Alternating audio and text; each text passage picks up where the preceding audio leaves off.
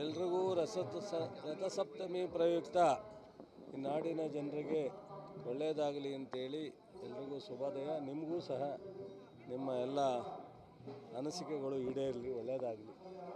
ಚಲುವನಾರಾಯಣ ಸ್ವಾಮಿ ಸನ್ನಿಧಿನಲ್ಲಿ ಹಿರಿಯರು ಮಾಡ್ಕೊಂಬಂದಂಥ ಪದ್ಧತಿಯನ್ನು ಜನಪದ ಕಲಾ ಇದನ್ನು ಮುಂದುವರ್ಸ್ಕೊಂಡು ಹೋಗ್ತಾ ಇದ್ದಾರೆ. ಅದನ್ನು ಉದ್ಘಾಟನೆ ಕರೆದಿದ್ರು. ನನಗೂ ಮನೆ ದೇವರಾದ್ರಿಂದ ರಥಸಪ್ತಮಿ ಒಂದು ಪುಣ್ಯ ದಿನ ಅಂತ ಹೇಳಿ ನಾನು ನನ್ನ ಕುಟುಂಬ ಸಮೇತ ಬಂದಿದ್ದೀನಿ. ಬಹುಶಃ ಕಳೆದ ವರ್ಷ ಬಂದಿದೆ.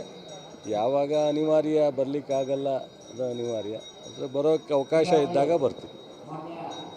ಮತ್ತು ದೇವರು ಒಳ್ಳೇದು ಮಾಡಿಲ್ಲ ಆಗಿದೆ. ಈಗ ಮುಖ್ಯಮಂತ್ರಿಗಳಿಗೆ ಜಿಲ್ಲಾಧಿಕಾರಿಗಳನ್ನ ಕಳ್ಸೋಕ್ಕೆ ಹೇಳಿದ್ದೀನಿ. ಅವರ ಪರಿಹಾರಕ್ಕೆ ಶಾಸಕರು ಅವರು ವೈಯಕ್ತಿಕ ಕೊಟ್ಟಿದ್ದಾರೆ. ನೋಡೋಣ, ಮುಖ್ಯಮಂತ್ರಿಗಳ ಜೊತೆ ಮಾತನಾಡಿ ಒಂದಷ್ಟು ಪರಿಹಾರವನ್ನು ಕೊಡಿಸೋವಂಥ ಪ್ರಯತ್ನ ಮಾಡ್ತೀನಿ. ನಾನು ಎಲ್ರಿಗೂ, ನಮ್ಮ ಜಿಲ್ಲೆ ಇರ್ಬೋದು, ಬೇರೆ ರಾಜ್ಯದ ಎಲ್ಲ ಯುವಕರಿಗೆ ಸ್ವಲ್ಪ ಎಚ್ಚರಿಕೆಯಿಂದ ತಮ್ಮ ಪ್ರವಾಸವನ್ನು ಮಾಡಬೇಕು ಅಂತೇಳಿ ವಿನಂತಿ ಮಾಡ್ತೀನಿ. ಈ ಸ್ಥಳದ ಕೆಲವು ವ್ಯತ್ಯಾಸಗಳು ಇರಬಹುದು, ಆದರೆ ರಸ್ತೆಗಳು, ಕೆಟ್ಟಿರೋ ರಸ್ತೆಗಳಲ್ಲೂ ಆಕ್ಸಿಡೆಂಟ್ ಆಗ್ತವೆ, ಚೆನ್ನಾಗಿರೋ ರಸ್ತೆಯಲ್ಲೂ ಆಕ್ಸಿಡೆಂಟ್ ಆಗ್ತಾಯಿದೆ. ಒಂದು ಕಡೆ ಚೆನ್ನಾಗಿದ್ದರೆ ಸ್ಪೀಡಾಗಿ ಹೋಗಿ ಆಕ್ಸಿಡೆಂಟ್ ಆಗುತ್ತೆ, ಕೆಟ್ಟೋಗಿದ್ದರೆ ಒಂದು ಸ್ವಲ್ಪ ವ್ಯತ್ಯಾಸ ಆಗಿ ಆಕ್ಸಿಡೆಂಟ್ ಆಗುತ್ತೆ. ಆದರೆ ನಮ್ಮ ಜರ್ನಿ ಇದೆಯಲ್ಲ, ಅದು ಎಚ್ಚರಿಕೆಯಿಂದ ಮಾಡ್ತಕ್ಕಂಥದ್ದು ಒಳ್ಳೆಯದು. ಪ್ರಾಣ ಹಾನಿ ಆದಾಗ ನಾವು ಎಷ್ಟೇ ಪರಿಹಾರ ಕೊಟ್ಟರು ಆ ಕುಟುಂಬಕ್ಕೆ ಒಂದು ನೆಮ್ಮದಿ ಸಿಗ್ಲಿಕ್ಕೆ ಸಾಧ್ಯ ಇಲ್ಲ.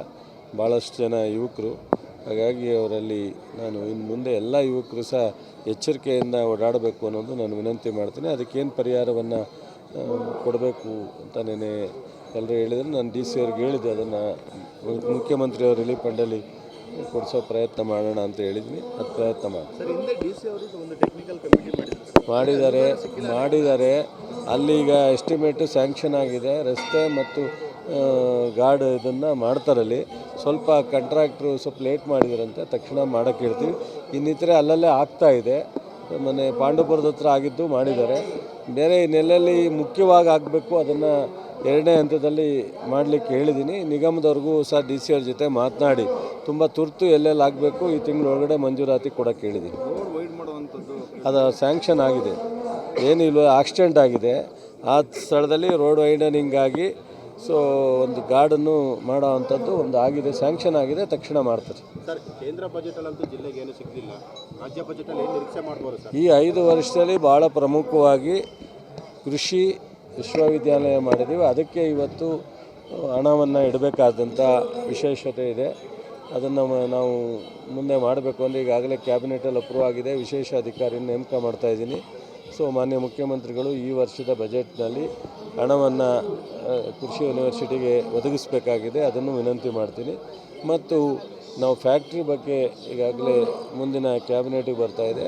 ಆ ಕ್ಯಾಬಿನೆಟ್ನಲ್ಲಿ ಮಂಜೂರಾದ ಮೇಲೆ ಫ್ಯಾಕ್ಟ್ರಿಗೂ ಸಹ 100 ಕೋಟಿಗೂ ಹೆಚ್ಚು ಹಣವನ್ನು ಕೊಡಬೇಕಾಗುತ್ತೆ. ಯೂನಿವರ್ಸಿಟಿಗೆ ಒಟ್ಟು 300 ಕೋಟಿ ಬೇಕಾಗುತ್ತೆ. ಫ್ಯಾಕ್ಟ್ರಿಗೆ ಒಂದು 150-200 ಕೋಟಿ ಬೇಕಾಗುತ್ತೆ. ಇದೆಲ್ಲವನ್ನು ಪ್ರೊವೈಡ್ ಮಾಡಬೇಕಾಗುತ್ತೆ. ಈ ವರ್ಷದ ಬಜೆಟಲ್ಲಿರ್ಬೋದು ಅಥವಾ ವಿಶೇಷ ಅನುದಾನ ಇರ್ಬೋದು, ಕೊಡಬೇಕಾಗುತ್ತೆ. ಮಾನ್ಯ ಮುಖ್ಯಮಂತ್ರಿಗಳು ಮಾಡ್ತಾರೆ. ಅದಲ್ಲದೆ ಸಾಕಷ್ಟು ನೀರಾವರಿ ಇಲಾಖೆಯಲ್ಲಿರ್ಬೋದು, ರಸ್ತೆ ಇರ್ಬೋದು, ಈಗ ಒಂದು ಕನ್ನಡ ಭವನ ಕಟ್ಟಬೇಕು ಅಂತ ಹೇಳಿದ್ದೀವಿ.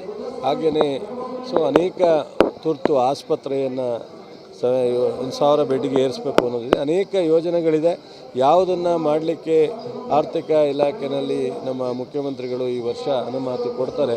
ಒಟ್ಟು ನಿರಂತರವಾಗಿ 5 ವರ್ಷ ಒಂದಲ್ಲ ಒಂದು ಅಭಿವೃದ್ಧಿಯನ್ನು ಮಾಡಬೇಕು ಅನ್ನೋ ಆಲೋಚನೆ ಮಾಡಿದ್ವಿ. ಸರ್, ನೀವು ನಿರಂತರವಾಗಿ 5 ವರ್ಷ ಅಭಿವೃದ್ಧಿ ಮಾಡ್ತೀವಿ ಬಟ್ 2028ರವರೆಗೆ ರಾಜ್ಯದಲ್ಲಿ ಕಾಂಗ್ರೆಸ್ ಸರ್ಕಾರ ಇರಲ್ಲ ಅಂತ ಹೇಳಿದ್ದಾರೆ. ಭವಿಷ್ಯ ಹೇಳೋರು ಅವ್ರು ಯಾವ್ದಾರ ಒಳ್ಳೆಯ ಭವಿಷ್ಯದ ಟ್ರೈನಿಂಗ್ ತೊಗೊಂಬಂದಿರಬೇಕು.